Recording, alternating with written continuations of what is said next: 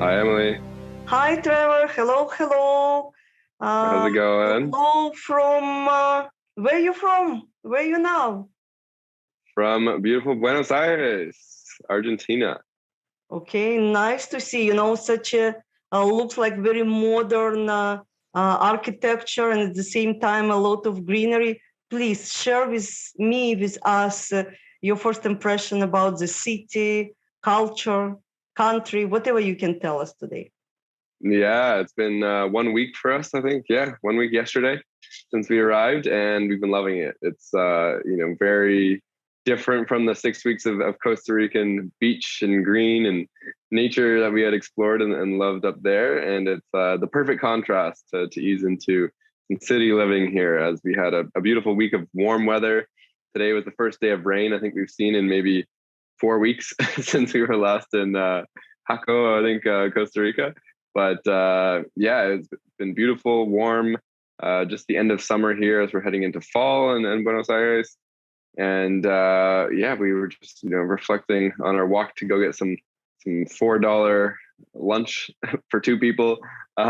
Just how nice it's been to have so many options, so much variety of food and different things going on. And between a football match we've got going on tomorrow and last night for St. Patrick's Day, having a nice meetup to meet some other digital nomads and doing some remote expat meetups as well. It's been a really cool city and lots of stuff going on offered for everyone and every interest. So yeah, we're loving it. It's nice to know that they also celebrate St. Patrick, maybe because of there are many foreigners like digital nomads from North America and UK, Ireland.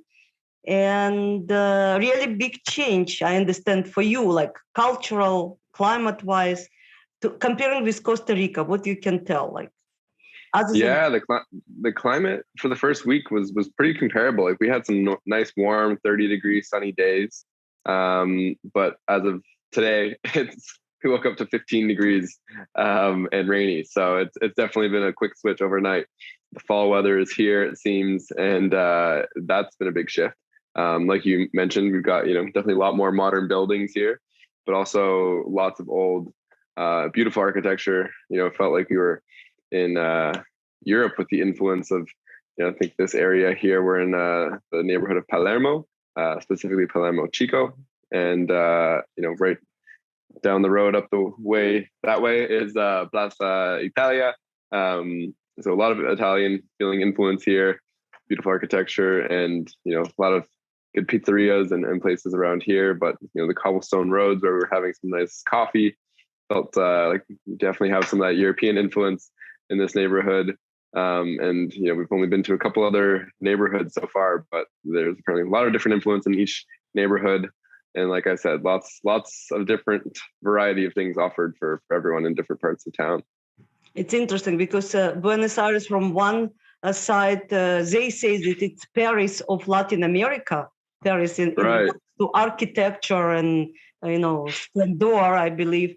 But there's a lot of Italians. So Italians say that they speaking kind of mix of Spanish, like Argentinian Spanish. It's kind of mix of Spanish with a lot of Italian influence because of it's a lot of Italians were coming to this country and still, affecting the language as usual. People coming from different countries.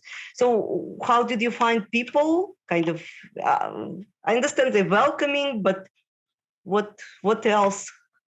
Yeah, we found, for the most part, everyone's been very nice, very welcoming. Our cab ride back from bar last night had a very friendly, talkative Uber. We used Cabify for the first time, similar to an Uber sort of cab service. And very talkative, friendly. He was speaking in fast Spanish with the pronunciation of things that are a little bit different here in Argentina than what we had learned in Costa Rica. So didn't understand that much, but we had a good one-way conversation, very friendly. And it's been great to find some places like our local deli where they had a lot of great Italian meats and cheeses. A lot of that influence, and heard them mention a few words in Italian, and they also spoke some great English. But yeah, people overall, the local, Argentinians. We met someone last night who it was his first St. Patrick's Day celebrating here, and he's been in Buenos Aires for a few years. He's from the countryside of Argentina, and he was enjoying the festivities with all of us nomads. But met a good amount of nomads from all around the world last night. Of course, there's no shortage of us Torontonians and Canadians. The first 5 people we met there. Yeah, we had one, person from Argentina, and then the next 5 were 2 from BC, 1 from Calgary, and 2 more from Toronto. So yeah, definitely a good amount of us still escaping the cold while it's still a little bit warmer here. Great. So you don't see any COVID signs? I mean, people in masks or some closures, like it's over for Argentina? No? Yeah, I think they're just starting to open up everything again. We've been able to go into every restaurant, every business, with the same level of, respect and understanding that, you'll wear a mask. We actually haven't seen as many signs, enforcing the mask as we might have back in Costa Rica, even though less people wore masks because everything was open air and outdoors. Mm-hmm. So it didn't feel as prevalent there. It feels much more, maybe just more people all wearing masks make you think it's still more prevalent. But yeah, I mean, it seems like everyone's mostly accepting that things are reopening and they're getting back to normal. They have the big annual Super Clásico this year. That's their big rivalry of the 2 biggest football teams here in Buenos Aires on Sunday. And apparently it's going to be the first one they've had in person in the last few years. So that is a big, I think, sign of things being back to some sense of normalcy here and having in-person events like that coming back. So yeah, it's good to see. And last night at the bar, it was an outdoor kind of front area to order some beer. So it was nice to be able to see everyone hanging out at a bar with masks off as well. So I guess they're starting to open up and go back to a new normal. I know that cultural life of Argentina and Buenos Aires in particular are extremely rich. So you can find tango places really of different levels and classic music like before. I believe it's still working this way. And it's a lot of different festivals and events and sport events. So I believe that for cultural lovers, there's a lot of choices and city is magnificent. Really is. Just share with us what kind of property did you find? Like where you living? Like it's a Airbnb, like something about accommodation. Yeah, we're at a nice Airbnb. We've got for the 6 weeks we're here, and we had a very friendly host. She said she's owned this place for 10 years. Used to live here. It's a nice older building with a smaller kind of elevator shafts. And this seems to be more of like what the city, used to have. And now you might see something like that. These are, the big monster, brand new builds. A lot of them are studio apartments from what we saw on Airbnb. But, they have all the amenities, the brand new gym, the pool, the rooftop pool and hot tub and big barbecue and table space and access to, the shared, banquet halls or party rooms or something like that. So there are some nice places like that popping up. And walking around the street, looking at some of the real estate prices on the signs, it looks like those kind of brand new units go for less than 500K USD.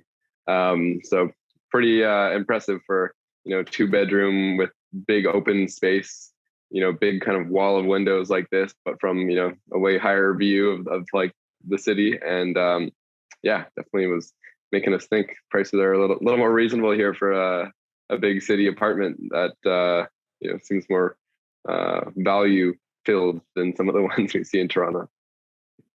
Okay, I'm happy for you, and I believe it's just beginning of your discovery of Buenos Aires, and you're probably planning to go outside of the city, like. I got a couple different weekend excursions we've been looking at. I know Bariloche is one that we were looking at visiting for a little longer.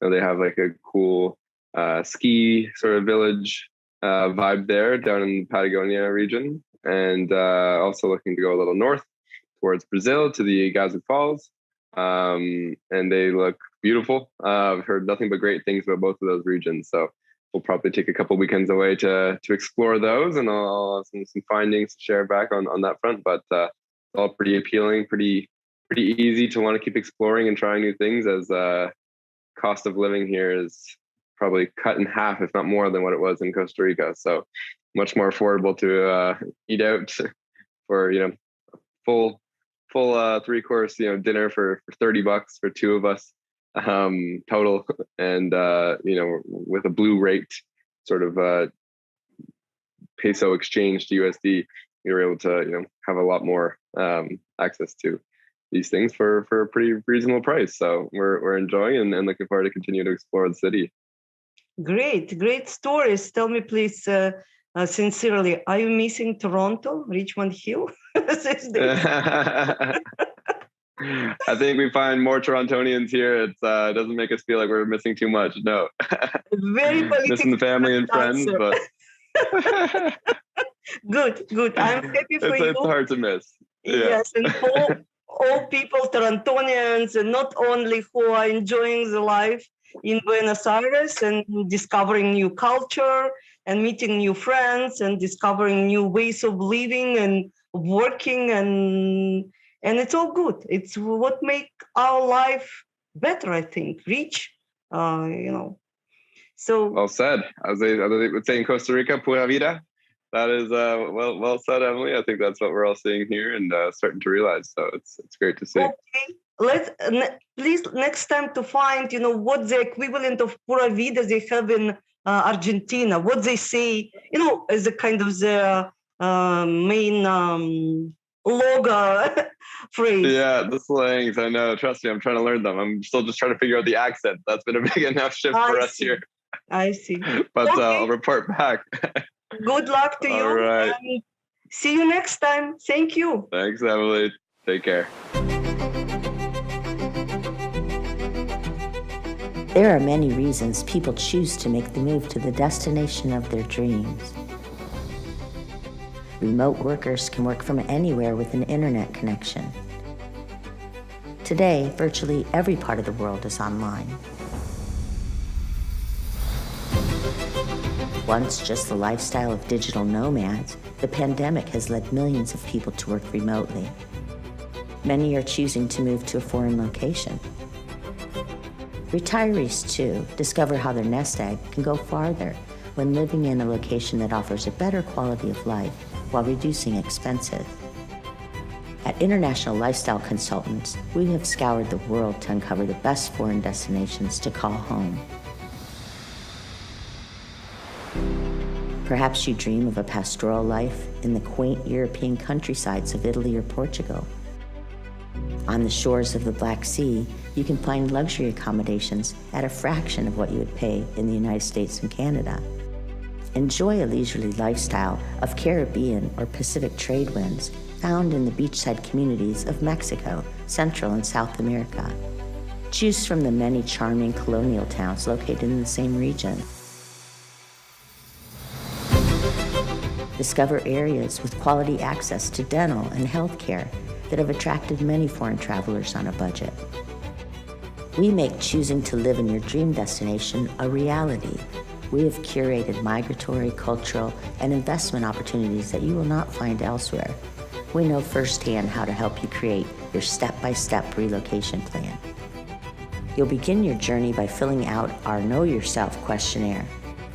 We can also arrange discovery tours so you can experience the culture up close and personal prior to making your move. You don't have to dream of living in an exotic location. Contact us today and make that dream a reality.